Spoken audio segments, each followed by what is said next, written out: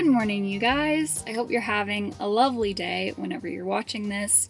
Olive and I are starting our morning with a breathtaking view of the McDonald's Golden Arches.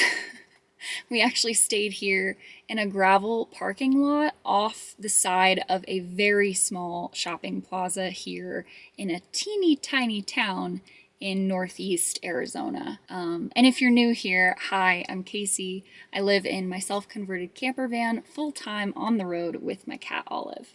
So to be fair, this wasn't actually what I had planned for us. I had actually picked out a different spot to stop at yesterday. It was a little more scenic, a little bit more secluded, but the more time we spent there, I just started feeling weird about it. It didn't feel like the safest. So we did end up leaving and coming here into town to stay in this lot with a couple other campers last night and this morning as well. But before we left that other lot, we actually had a whole herd of sheep and goats pass by the van, and it was so beautiful. It was Olive's first time seeing either of those animals, and so yeah, it was a really cute moment. But we did end up having a good night here. Today we're heading about 2 hours away into Flagstaff, Arizona.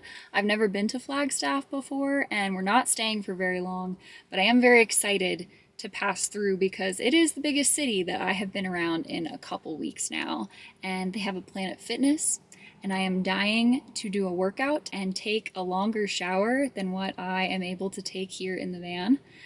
And tomorrow, before we leave Flagstaff, I actually need to get an oil change as well. So it's not going to be a very long stay, but I am excited about it, and so I'm going to take you guys along with me.